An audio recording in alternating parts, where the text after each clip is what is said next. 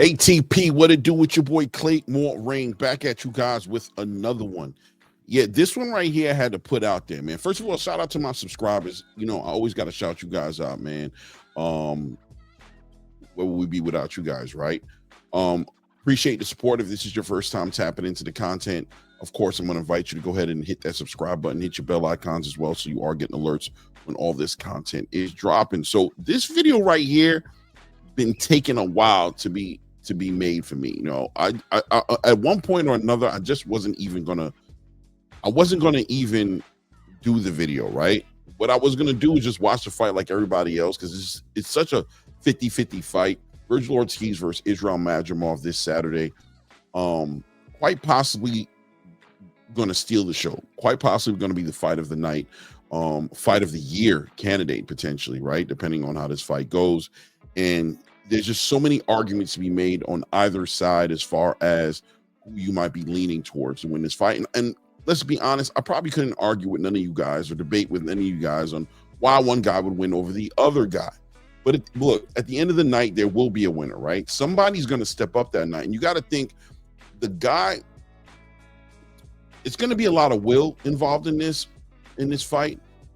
Skill-wise, they match up pretty well. Stylistically, it's like the perfect matchup for the perfect fight, right? I mean, you've got Vergil Ortiz, who's going to be pressing this fight without a doubt from the beginning. Even, you know, through his feinting, through his volume punching, however you want to look at it, the power that he brings, he's going to push the pace. He's going to force Israil Madrimov to move, to react. There'll be no downtime in this fight, in my opinion. There'll be no pauses, right? Except for in between the rounds. And then you have Israil Madrimov, who's really shown the whole entire boxing space that the wrinkles to his game just seem endless. It seems like a bottomless pit when it comes to what he can do. So it comes down to what he will do. And a fighter that has shown you that depending on the fighter, he has different strategies and different approaches to how he's going to approach the fight. So this guy and his team are going to build a strategy, more than likely customized for Vergil Ortiz and the way he fights. Now, both these guys coming off of huge career performances. Well, I'll say career fights, right? You got Vergil Ortiz coming off of Fight of the Year candidate, or Fight of the Year, as far as I'm concerned, last year when he fought Serhiy Bohachuk. Now, that fight right there was just a shootout. It was what I thought it was going to be. Just understanding the mentality of the two people coming in the ring, I knew that this fight was going to be all of everything that it showed us that day or that night. But look, Vergil Ortiz ran into some adversity, ran into a guy that just wasn't going to go away when he punched on him. He went into this fight with a 100% knockout ratio, right? I believe he was like 19-0 or 18-0. I can't remember exactly what the stats were, but he knocked out everybody. 100% knockout ratio going into this fight against Serhiy Bohachuk. This Eastern European, this Ukrainian came into the ring and basically said there will be no nomas in this fight. I'll be here. Not only will I last the 12 rounds with you and give you your first 12-round fights, but I'm also going to put hands on you. And to Vergil Ortiz's surprise, I'm sure, got put down twice in this fight.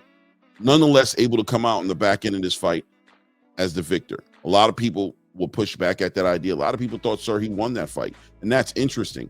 But more so than win or lose that fight, Vergil Ortiz walked away, more than likely you would think, walked away a new fighter with a whole bunch of new experiences, a bunch of new data. His coach, Robert Garcia, of course, had a lot of film to study. Let's figure out what happened in this fight. And Robert Garcia, listen, trainer of the year last year, this guy showed you what he can do. He showed you what he can do with the Rayo Venezuela, changed this kid's whole trajectory in his career, coming off of a robbery loss against Chris Colbert, right? Being stopped by Edwin De Los Santos, and brought this kid back from there, got him his victory back against Chris Colbert, knocked him out, then got into a fight with Isaac Pitbull Cruz, where this puncher all of a sudden became this boxer on his toes, moving around, completely schooling, putting a masterclass on Isaac Pitbull Cruz to currently put him as the current 140-pound WBA champion. So Robert Garcia has shown you what he can do, how he can read, adjust, and just rearrange things and literally, possibly put a brand new fighter in the ring in front of you. So Vergil Ortiz, with all this data and all this experience that he's had, and Robert Garcia and him working on fighting Israil Madrimov, understanding, bringing in the experience they have from fighting Serhii Bohachuk, you'd have to say to yourself, there's a good chance here that we're going to see a new Vergil Ortiz. Or will we? Because at the end of the day, this is the biggest show. This is the biggest stage boxing has to offer a fighter like Vergil Ortiz. What does he bring to the table? Does he bring what's been tried true? Or does he bring the new Vergil Ortiz, who may be a little bit more defensively responsible? Maybe he's a little bit more reserved in this fight. Maybe he doesn't let the punches go the way he did before, and he takes his time, and he respects the Eastern European fighter who's in front of him, Israil Madrimov. Well, let's talk about Israil Madrimov to put this in perspective. Israil Madrimov gets in the ring with Terence Crawford as a WBA champion in the 154-pound weight class division. Oh, did I forget to tell you guys? Vergil Ortiz, coming from 147 pounds, going through the medical adversity he had, cutting weight down there, really never fought a 154-pound fight before. Actually was fighting catchweight fights until he fought this fight where he had to go ahead and come into the ring at 154 pounds. Listen, there's a lot to be taken into consideration here. This is not necessarily his home, in this fight right here. A victory in this fight introduces a new powerhouse fighter in the 154-pound division. Now, many people are fans of Vergil Ortiz and they say the eye test will have you believing he is who he is. But listen, he fought his first 154-pound fight and arguably lost the fight. Arguably lost the fight. Granted, the judges found it his way, so in reality, he won the fight, right?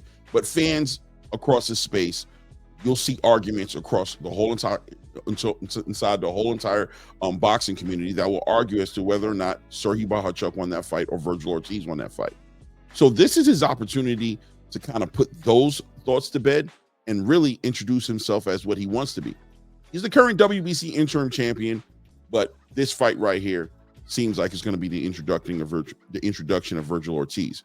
So let's move forward. Israil Madrimov, this fighter who comes into this fight against Terence Bud Crawford as a 154-pound WBA champion against Terence Crawford, who just made his first move into 154 pounds and goes directly into a title shot with this guy. But he only has 10 fights going into this fight. Nobody's really heard of him. And people are questioning, how can this guy have only 10 professional fights and be in a position that he's in? Well, stories going out there, or the facts are out there, that not only does he only have 10 pro fights, but he has over 300 plus amateur fights on the Eastern European circuit. This has always been something for me that was going to be an intangible, and is an intangible with Israil Madrimov that some people just don't want to take into consideration, right? I mean, the amateur circuit, you're talking about what, 3, 4, 5 rounds? How's that compared to a 12-round fight? Look, guys, the experience, the product that the Eastern European amateur scene and Olympian scene has been able to put out on the space, when you think about the Alexander Usyks, the Vasily Lomachenkos, right? When you think about that product, even the Serhii Bohachuks, right? Emiantis Stanionis's. Listen, man, the product coming out of that scene, you got to respect that amateur scene. 300 plus fights for anybody, that's a lot of fights. I digress and come back to the fact that he jumps in the ring with the pound for pound best fighter in the world. And instead of using his weight, right, you would think that this is the bigger fighter. He's going to go ahead and press Terence Crawford. He decides to jump into a counterpunch mode where he's jumping around, jerky, feinting, boxing Terence Crawford, and goes 12 rounds with Terence Crawford. Now, that's impressive. If you would have knocked out Terence Crawford, or maybe weight bullied Terence Crawford, you know, that'd be impressive too, but kind of expected. Even Terence expected that, right? But I don't think anybody expected Israil Madrimov to show you this other wrinkle in this game. People were calling this guy the Triple G 2.0.